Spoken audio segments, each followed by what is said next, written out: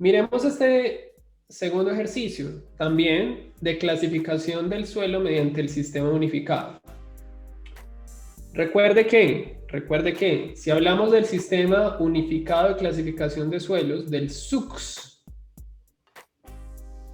tenemos por lo tanto como primer aspecto diferenciador que saber o poder determinar la cantidad de material que pasa por la malla número 200.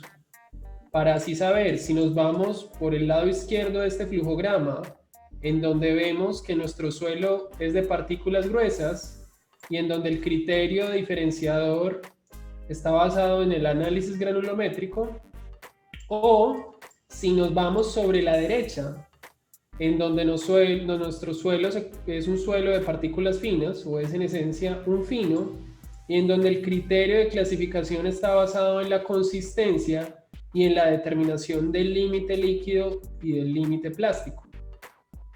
Mire que acá no utilizamos el límite de retracción, por eso le digo que de alguna manera el límite de retracción pues no es tan ampliamente utilizado, porque pues desde el punto de vista de la clasificación no da cuenta, no es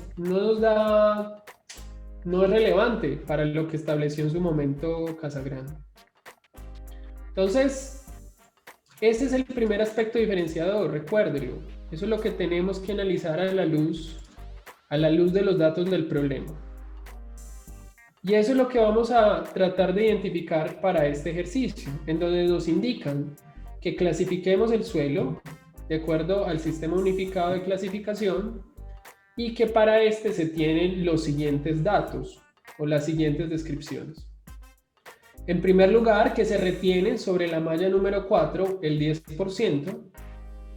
En segundo lugar, que sobre la malla número 4 pasa y se retiene eventualmente sobre la número 200 el 60%, que sobre la malla número 200 se tiene un pasante del 30%, y que para el caso de la fracción gruesa y de la fracción fina se tienen datos asociados a los coeficientes de gradación y a los límites de consistencia respectivamente. Entonces tenemos coeficiente de uniformidad 4, coeficiente de curvatura 2 y límite líquido del 40% y límite plástico del 25% para lo grueso y lo fino respectivamente. Entonces, al igual que en el ejercicio previo, concentrémonos en ese elemento diferenciador para saber cuánto pasa sobre la malla número 200. Tal vez usted ya tenga una idea de eso en función del ejercicio, pero entonces básicamente, ¿qué significa eso? Significa que nos vamos a concentrar bien en las tres primeras descripciones del ejercicio. Y para ello, ¿yo a qué lo invito? Yo lo invito a que haga como una línea o dos líneas de separación entre lo que vienen siendo la malla número 4 y la malla número 200. Mírenlo acá. Que recuerde que estas son las mallas más importantes de cara a la clasificación y que establezca acá en la parte de abajo o en la parte del fondo, es eso, coloque el fondo. Perdón. Y que establezca, perdón, un momentico.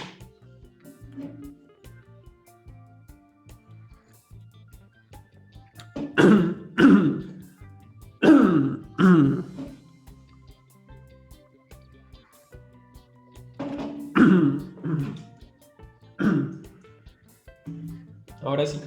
Y que una vez ha colocado la malla número 4 y la malla número 200, coloque por debajo de esta última el fondo, que es lo que recibe el pasante o el material que va a atravesar dicha malla como tal. Entonces, ya teniendo en cuenta eso, podemos entonces analizar cada uno de esos datos y darnos cuenta de lo siguiente. Que sobre la malla número 4 se retiene el 10%. Mírelo acá. Entonces tenemos acá unas particulitas que quedan retenidas en la malla número 4 que equivalen al 10%. que sobre la malla número 4 pasa el 60% y que este también se retiene sobre la número 200. Entonces tenemos acá que pasando la número 4 contamos con el 60%, otras partículas acá, y que ese 60% que pasó la número 4 se retiene sobre la malla número 200. Y que eventualmente sobre esta malla pasa el 30%, que es finalmente lo que está recibiendo el fondo como tal. Mírenlo ahí. Entonces mire que esto es muy interesante. ¿Por qué? Porque permite establecer de alguna manera como tres niveles. Un nivel superior, malla número 4, un nivel intermedio entre la 4 y la 200, donde contamos con el 60%, y un nivel inferior, en donde que está entre la número 200, la malla número 200 y el fondo, donde contamos con el 30%.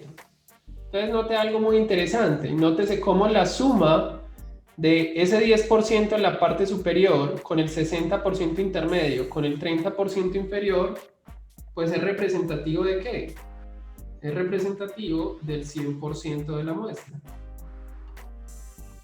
Entonces mire que ahí, de alguna manera, eso ya nos están marcando dentro del problema y ya nos va a permitir a nosotros tener claridad sobre ciertos aspectos para poder diferenciar entre el suelo. ¿Por qué? Porque si estamos hablando de que esto es una representación del 100%, podemos decir que ¿qué? Que sobre la malla número 200, pues está pasando el 30%.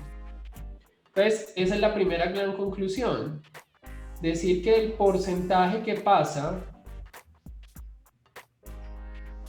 la malla número 200 viene siendo igual al 30%. Y recordar que el porcentaje que pasa la malla número 200 pues es equivalente al porcentaje de finos. En otras palabras, estamos diciendo que el 30% de la muestra es un fino, lo que implicará que, ¿qué? Que en complemento el 70% es un grueso. Lo cual puede ser corroborado desde el flujograma. ¿Por qué? Porque si miramos acá, entonces vamos a ver lo siguiente. Vamos a ver cómo, sabiendo que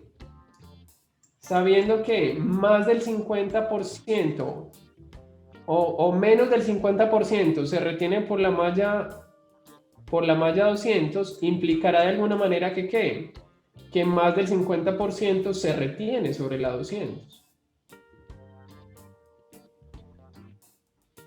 Y tiene todo el sentido, porque mire que acá, ¿qué le están diciendo? Le están diciendo que sobre la 200 se está reteniendo el 60% y que ese 60% es mayor del 50%.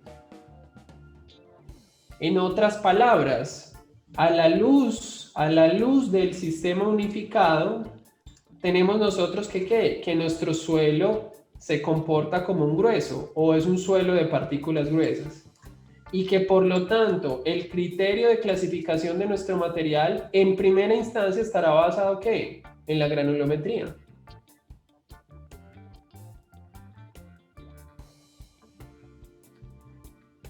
Entonces esa es la gran conclusión a priori. Es decir, que nuestro suelo, el suelo se comporta como un grueso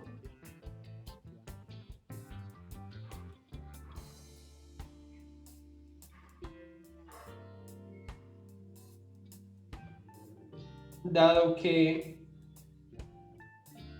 el porcentaje, mírelo una vez más, el porcentaje que se retiene, el porcentaje retenido en la malla número 200 es mayor de ¿qué? Del 50% y que para el caso de estudio viene siendo ¿qué? 60%.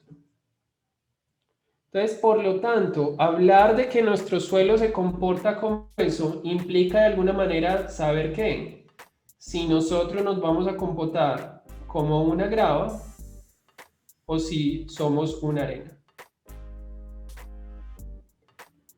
Eso es lo que necesitamos saber. Y para poder saber eso, tendremos que, en primera instancia, utilizar el criterio granulométrico para verificar la granulometría como tal. Véalo ahí, la granulometría.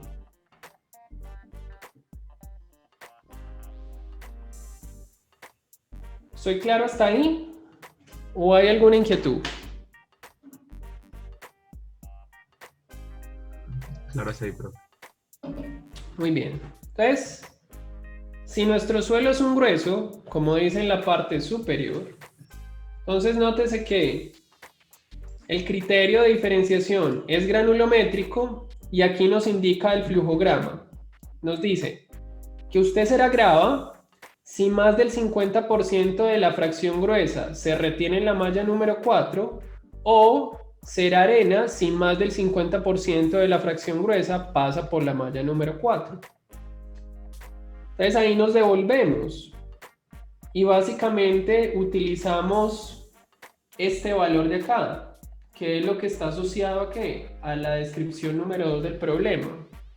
Porque ¿qué vamos a notar? Y nos dice el ejercicio, que sobre la malla número 4 pasa el 60% del material. Entonces nótese esto, que aquí también contamos con un mayor al 50%. ¿Y qué pasa?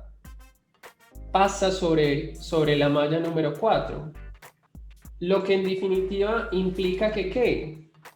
Implica que siendo nuestro suelo un grueso, el suelo clasifica como una arena.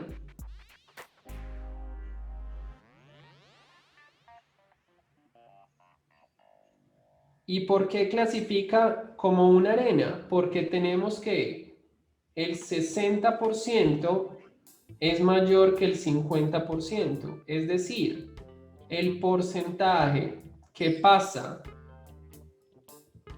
la malla número 4 es mayor del 50%. Y lo estamos viendo. ¿Lo estamos viendo dónde? Justamente acá donde tenemos este chulito en color rojo. Entonces nuestro suelo hace referencia a una arena. Entonces en función de eso, ya que ¿qué nos queda dentro del ejercicio? Si nos volvemos al flujograma, sabiendo que somos arena, nos interesa seleccionar una de estas opciones. Mira que aquí tenemos una tripartita, por así decirlo, en donde podemos, dependiendo de donde nos encontremos nosotros, saber si nuestro suelo responde a criterios granulométricos de gradación y es W o P, o si sencillamente estamos hablando de un material que se encuentra en una condición de frontera donde tiene doble símbolo, o donde si sencillamente nuestra arena va a tener asociado ¿qué? Comportamientos de material fino. En lo que respecta a ¿qué? A la arena limosa arcillosa o sencillamente a la arena arcillosa. Entonces, para poder dar cuenta de esas opciones, ¿qué necesitamos? Buscar y analizar ¿qué? Esto que aparece acá en las cajitas. Saber cuánto es el porcentaje que pasa sobre la malla número 200 y verificar si este es menor del 5, se encuentra entre el 5 y el 12% o es mayor del 12%.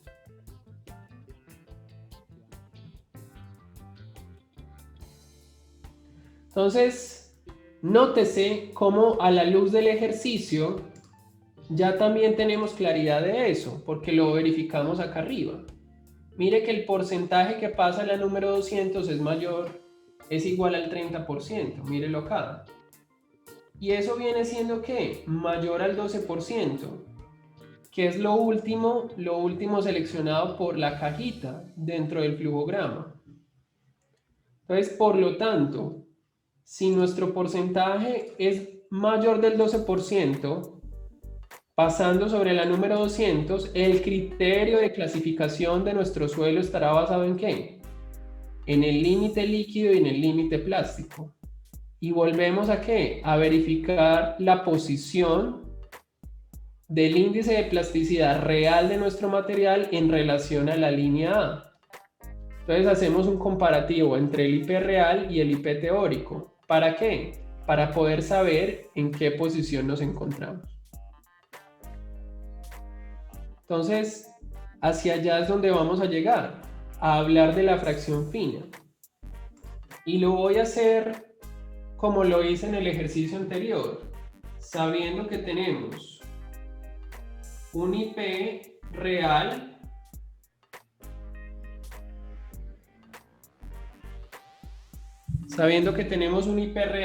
que proviene de los datos del laboratorio o que son los datos del ejercicio,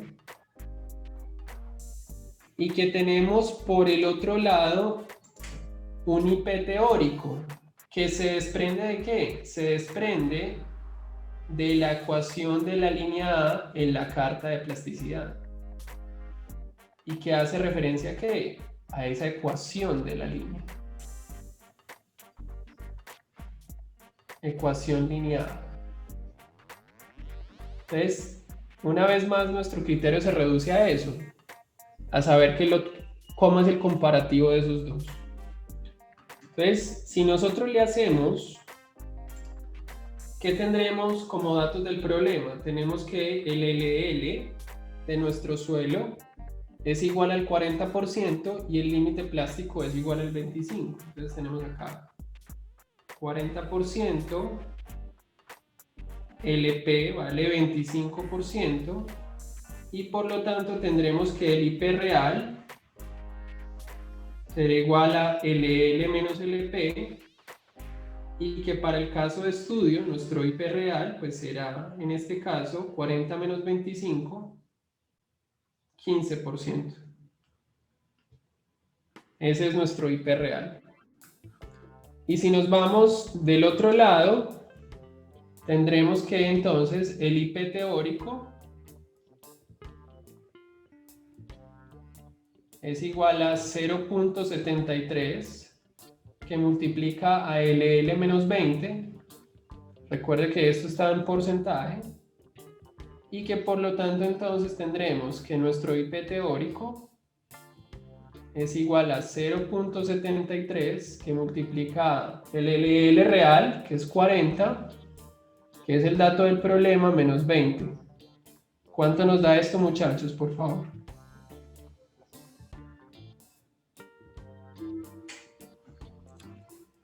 .73 por 20, ¿cuánto da eso?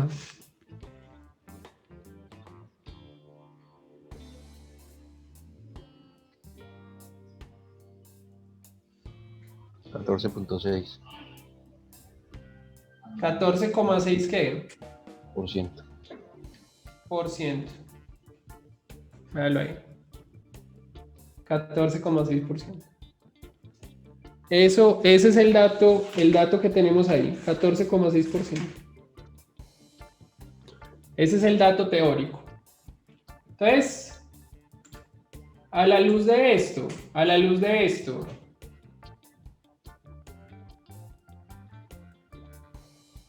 dado que IP real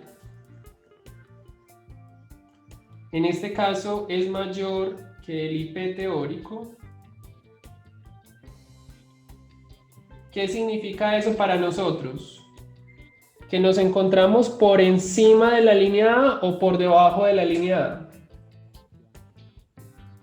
Por encima. Nuestra conclusión es que estamos por encima de la línea A. Porque ¿cuándo estamos encima? Cuando lo real supera lo teórico. Estamos por encima de la línea A. Esa es la conclusión. Una vez más, ¿qué significa eso? Significa que nuestro punto sobrepasa lo verde. Mire que en el ejercicio anterior lo real estaba por debajo de lo verde, estábamos por debajo. Entonces, ya con eso tenemos mucha claridad. ¿Por qué? Porque mire que la línea A separa la arcilla del limo y el orgánico. Entonces, en este caso, ¿qué tendremos nosotros? Tendremos que, al estar por encima de la línea A, pues nosotros tendremos que ser de alguna manera, ¿qué?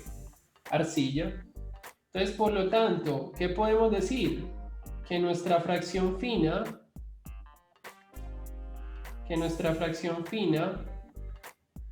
es arcilla. Es un C, por estar por encima de la línea A. Entonces, si nos devolvemos a el sistema unificado, mire que acá tenemos más del 12% pasa a la 200 y tenemos acá los siguientes dos opciones, que estamos arriba de la línea A. Cuando el IP está entre 4 y 7 o cuando el IP es mayor a 7. Entonces, si decimos por acá, dado que el IP y en este caso el real, mire que el IP real. Pero para determinar eso siempre trabaja con el real.